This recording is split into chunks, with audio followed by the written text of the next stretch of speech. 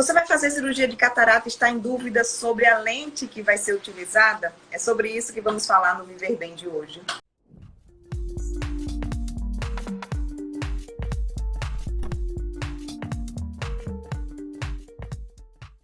E para falar sobre as lentes, sobre a importância das lentes na cirurgia da catarata, nós vamos conversar hoje com o Dr. Maurício Arruda, oftalmologista, que é referência nessa área de catarata, né, Maurício?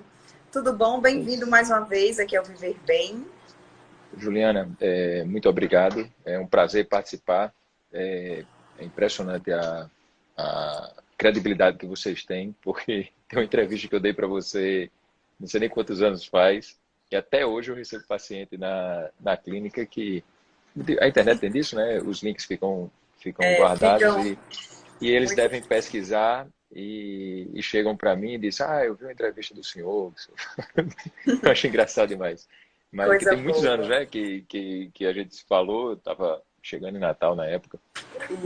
Mas o maior prazer, Juliana, estar aqui. Parabéns pelo seu sucesso aí. Muito obrigada, Maurício. Muito obrigada. E obrigada também por sua disponibilidade, porque a gente sabe que na rotina de um médico cirurgião aí dessa área é aquela rotina puxada, mas que bom que você conseguiu parar um pouquinho aqui para a gente conversar.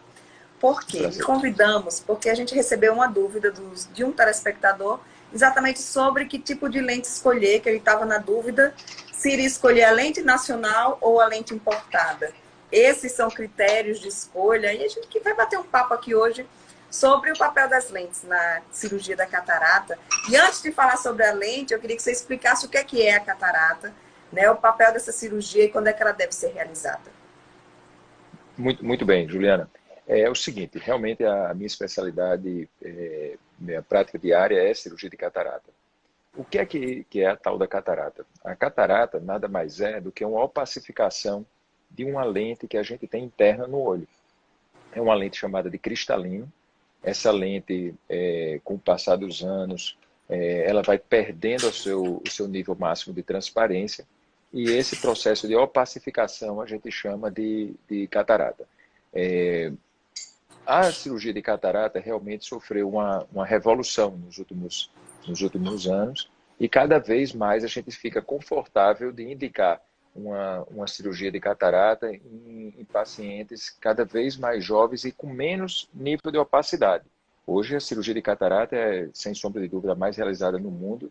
Uma cirurgia, quando você usa os padrões de técnica e de equipamentos, a gente chegou a um nível de sofisticação que a qualidade e a reprodutibilidade da cirurgia é muito boa. Então, a gente recebe muitos pacientes com medo da tal da cirurgia de catarata, baseados em informações dos seus antepassados, seus antecedentes, que falaram mal da cirurgia, porque a recuperação era lenta, enfim. Mas hoje é uma cirurgia que a gente faz com a qualidade e reprodutibilidade altíssima. Então, é uma troca da lente. A gente tem uma lente dentro do olho, eu vou retirar essa lente e vou introduzir uma lente artificial no lugar. Esse que foi, inclusive, o que melhorou na cirurgia, porque a qualidade do que a gente faz hoje é muito diferente do que a gente conseguia fazer há 50 anos atrás. A qualidade que faz hoje é muito melhor do que a gente fazia há 15 anos atrás. E isso, como a tecnologia, a tendência é só melhorar. Hoje a gente consegue ter uma previsibilidade muito alta do grau do olho do paciente. Então, hoje a gente não só tira a opacidade, mas no momento que a gente opera o paciente, a gente também escolhe a maneira que ele vai enxergar, que tipo de grau ele vai ter no olho. Existem vários tipos de lente, existem vários tipos de olhos. E a função principal hoje do bom cirurgião é conseguir escolher qual é a lente ideal para aquele paciente, que nem sempre é mais cara, nem sempre é mais barata, mas existem lentes ideais para cada olho. Quais são os tipos de lentes disponíveis hoje no mercado e por que essa dúvida, né? Quando as pessoas vão fazer cirurgia, fica esse questionamento. Eu fico triste quando eu escuto essa explicação que é dada de uma lente nacional importada. Eu acho que não quer dizer nada, né? Se é nacional ou importada, o paciente não tem condições de saber se o Brasil nacionalmente é um bom produtor de lentes ou não. Né? Então, isso não é, eu não diria que é a explicação adequada a ser dada para o paciente.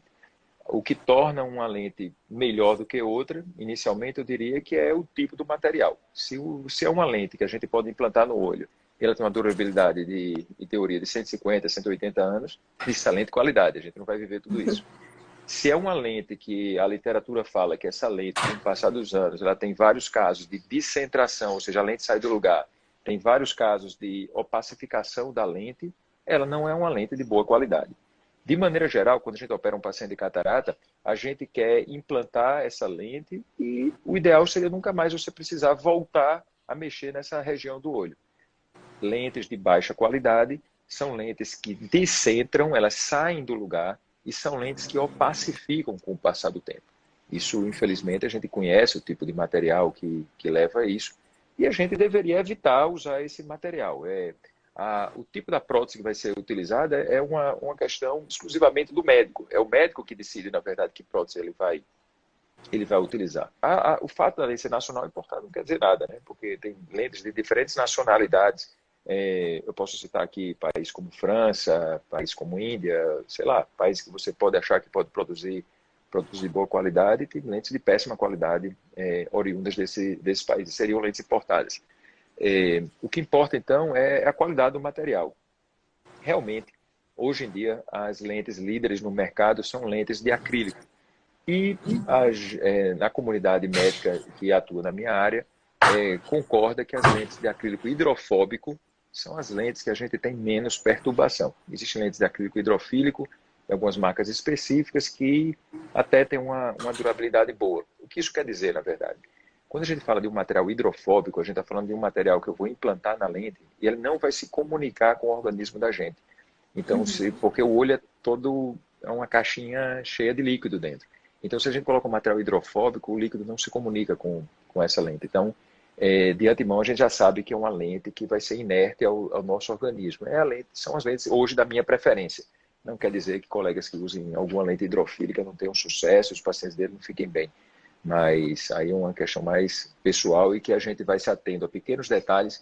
E quando a gente trabalha muito repetidamente com determinadas coisas, faz um número relativamente alto de cirurgias, a gente não quer ter complicação, né? Porque a pior coisa a gente pode fazer no mês 200 cirurgias, no ano 2.000 cirurgias, se tiver uma ou duas complicações, é muita complicação. Ninguém quer ter complicação nenhuma, ninguém quer um paciente insatisfeito porque a gente fez uma escolha infeliz de um determinado modelo.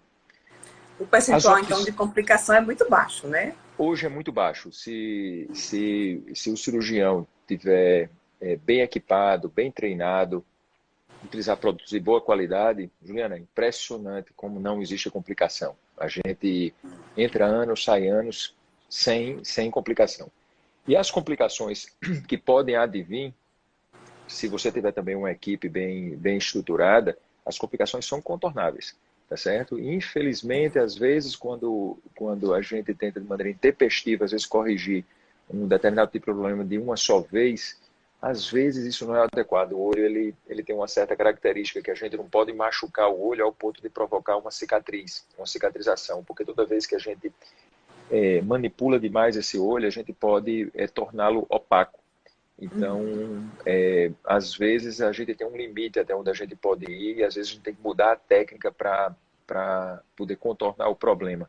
Eu costumo dizer que é a mesma coisa que a gente pegar uma estrada perfeita daqui para João Pessoa, um carro muito bem preparado para ir daqui para lá, andar num asfalto bom, e aí chega a ter uma ponte caída no meio do caminho e o único jeito que dá para passar é no Jeep.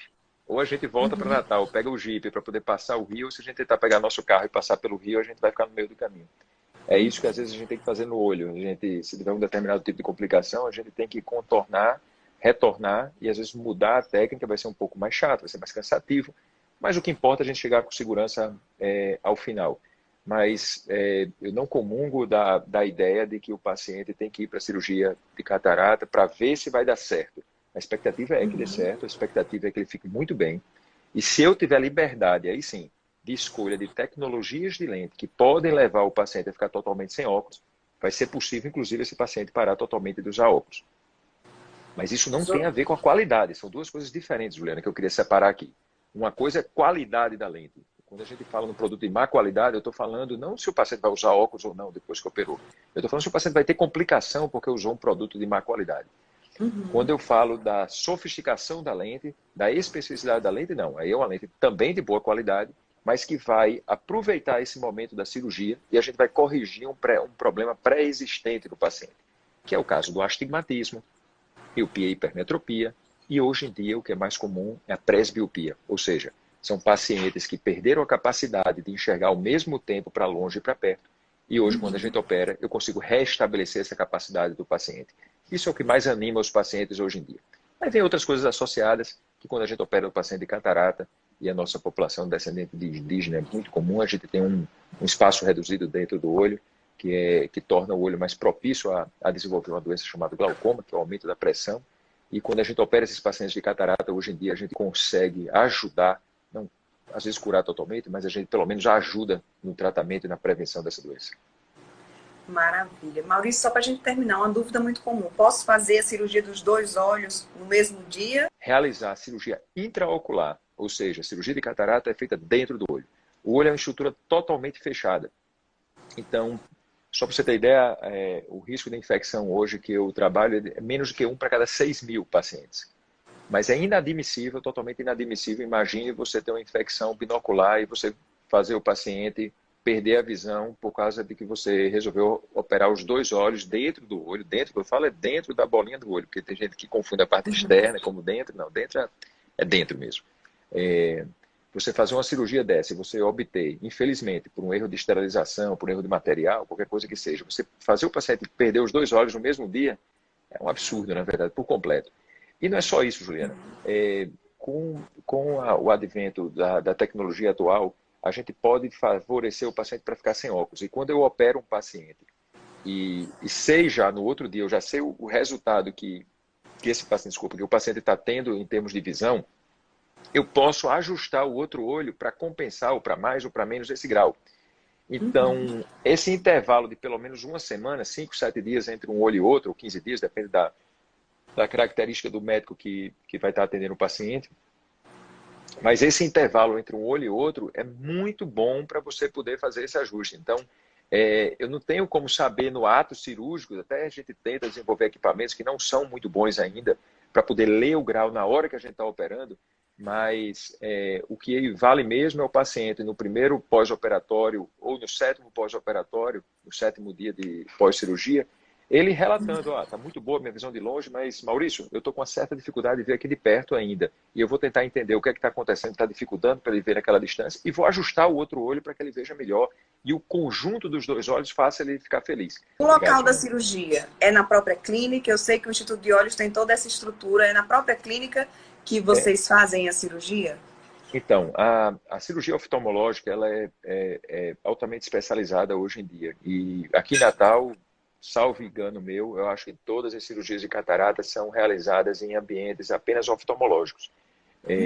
Ou seja, clínicas de oftalmologia que desempenham tanto a atividade de consultar como da gente de operar. Mas ela pode ser realizada no hospital. Nesses 15 anos que eu fiquei em São Paulo, era muito comum eu operar no Einstein, no próprio Oswaldo Cruz, que depois até deixou de fazer, mas São Paulo é diferente, porque são muitos consultórios e o hospital acaba tendo um mercado. Mas mesmo assim, nessas grandes cidades, Brasília, hoje eu acho que Brasília, Joinville, por que parece, acho que tem o maior hospital oftalmológico do país em termos de tamanho, o volume mesmo, todos são feitos em clínicas, sim, as clínicas são especializadas em tratar. O que tem um lado positivo, porque quando a gente trata só de olho, a gente não comunga de bactérias que são inócuas para a pele, mas severas para o olho. Então, como a cirurgia é uma cirurgia limpa, né? A cirurgia de catarata ou a cirurgia de fasectomia, que é o termo técnico que a gente usa, ela é uma cirurgia limpa. Então, o fato da gente estar dentro da clínica traz muito mais segurança.